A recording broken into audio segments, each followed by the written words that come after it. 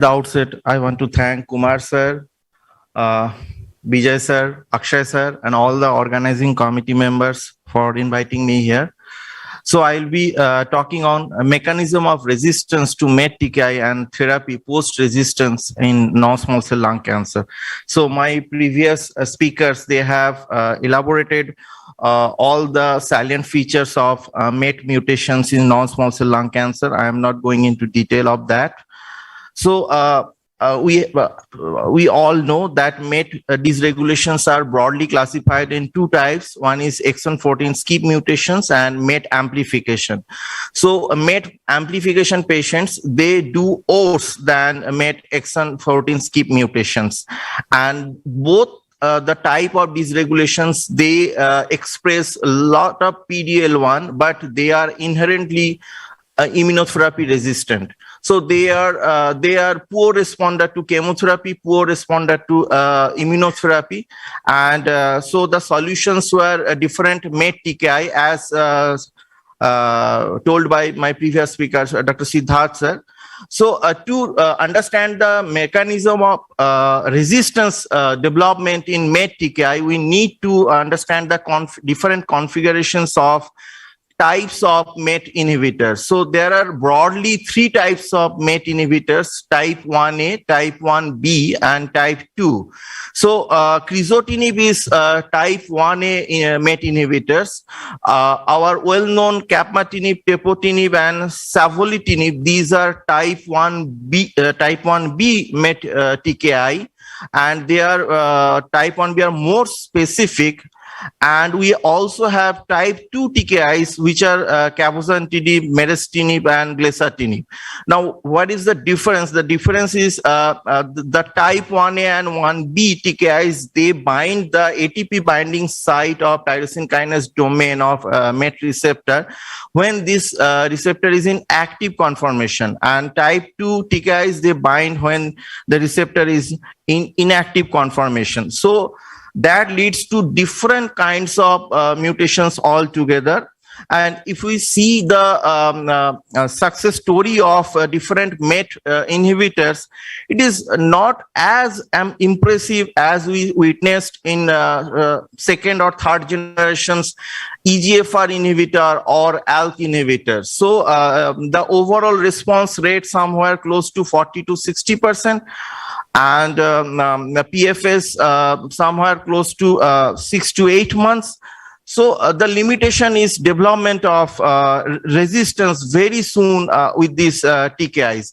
And we all know that even the efficacy of these TKIs is much lower when we see the MET amplifications compared to exon 14 skip mutations.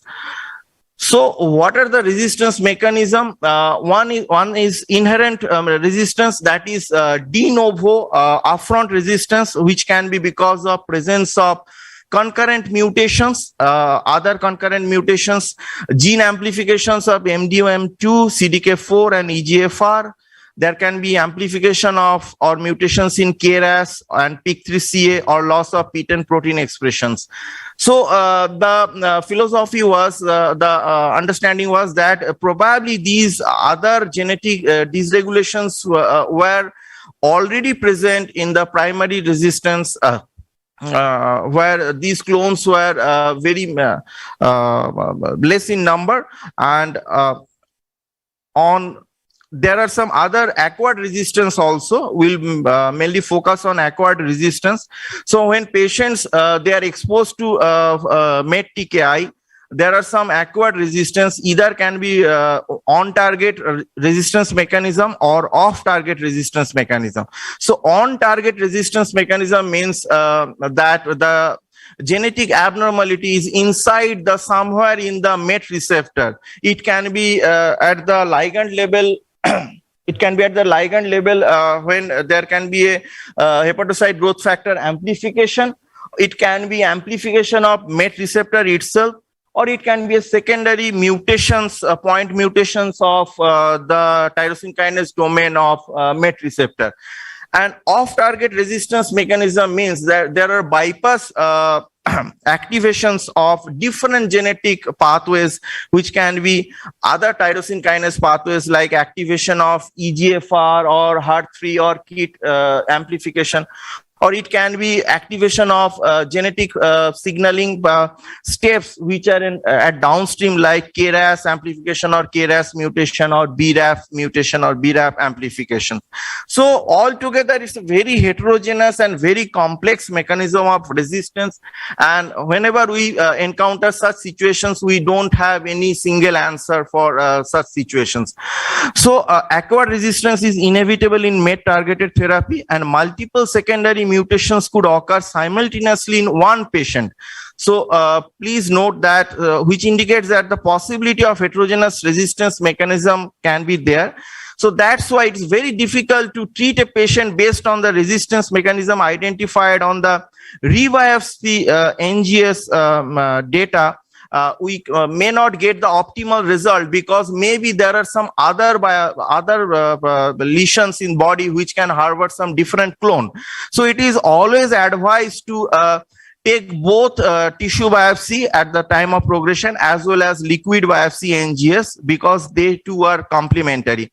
As seen in this series of 18 patients, this is 18 patients who progressed on crizotinib, capmatinib and glesatinib. The different secondary mutations were identified on both tissue as well as liquid biopsy NGS. And when if we do only one biopsy, and we can miss some of the mutations. So multiple mutations can coexist. That is the actually understanding. So how to overcome this resistance? So this is actually evolving. This science is evolving, and this will include the optimal sequencing of different MET TKIs, development of new MET TKIs which are sensitive to resistant mutations, and combination therapies as well. So the pattern of secondary mutations, on target mutations, are different from type 1 TKI and type 2 TKI. When we use type 1 TKI like crizotinib, capmatinib or tepotinib, we see mostly two mutations very frequently. One is Y1230 and another is D1228. And for type 2 mutations, the most frequent hotspots are actually F1200 and L1195. So these are the frequent mutations in type 2 TKI. So the very interesting observation was that D1228 and Y1230 mutations, which are commonly occurred in type 1 TKIs, they are actually sensitive to type 2 MET TKIs, and that is vice versa. The L1195 and 51200 mutations, which commonly occurs in type 2 TKIs, they have high resistance to all type 2 inhibitors, but they are still sensitive to type 1 MET TKIs. So that is very important finding. Now coming to this is so far the largest clinical data of MET resistance mechanism of 20 patients, of which 15 paired samples of analyzed. Paired sample means both solid biopsy as well as liquid, and on target mutations, secondary hotspots were noted in 35% patients, and off target resistance mechanism were present in 45% patients. So please note, in on target 35% secondary mutations, some of the cases they had multiple mutations altogether. So in this clinical data also, as I already mentioned, that the type of pattern of resistance mutations are very specific and very type specific. Like I previously mentioned that D1228, Y1230, these mutations are phenomenal for type 1A, and L1195, this is for type 2.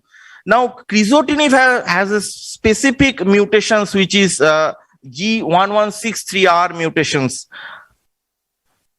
So that is because the solvent front mutations G1163R mediates resistance only to crizotinib, but not to type 1B or type 2 MET inhibitors. So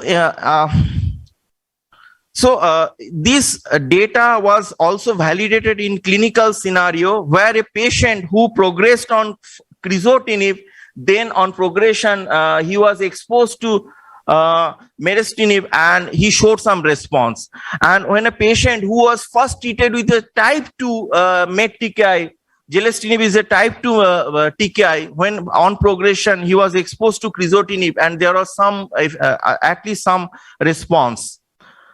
So the complementary activities against these mutations, that is type 2 MET TKIs, can overcome acquired resistance due to secondary mutations caused by type 1 and the vice versa. It is very important. And however, there are some typical mutations like D1228AY confers resistance to both type 1 and type 2, both kind of MET TKIs. So for this, in this lab experiment, 4 type 2 MET TKIs were tested, and among these 4 type 2 MET TKIs, only 418, this 418 that showed sensitiveness to this D1228A and 1228Y. So only 418 has some sensitiveness to all these mutations.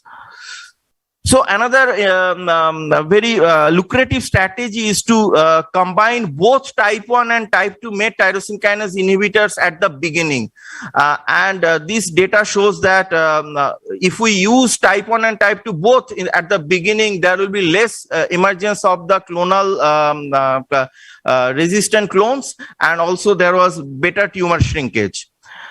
Not only this, even in a EGFR mutated patients who had the progression was because of emergence of MET amplification, when the patient was treated with osimertinib and savolitinib combination, savolitinib is a type 1 MET inhibitor, there was a resistance to savolitinib, and then the patient was successfully treated with arlotinib and cabozantinib. Cabozantinib was actually type 2 MET inhibitors. So this holds true even in EGFR mutations scenario also. So my previous speaker already mentioned that most common adverse effects, class specific adverse effects of these TKIs are nausea, vomiting, peripheral edema and AKI, and some fatigue.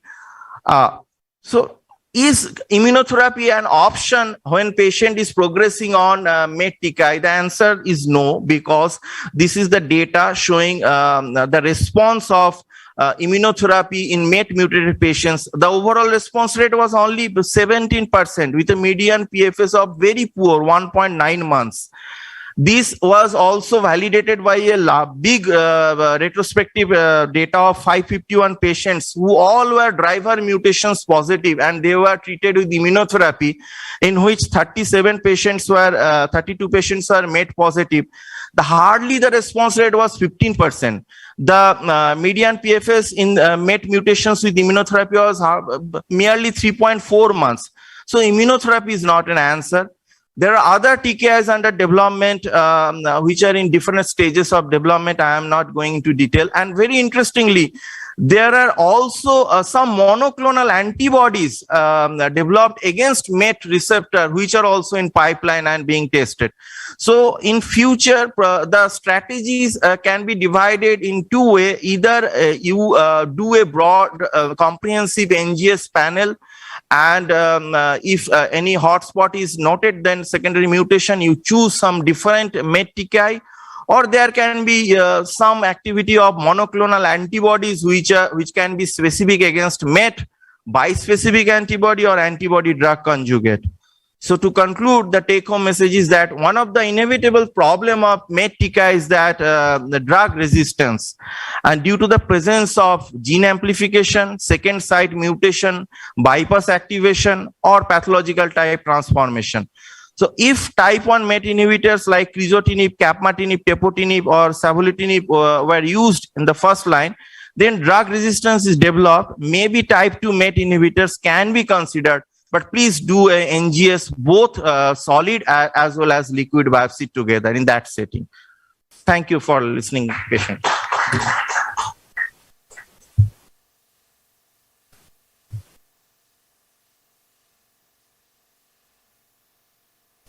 Thank you, Dr. Sudeep. We come to the end of the session on MET.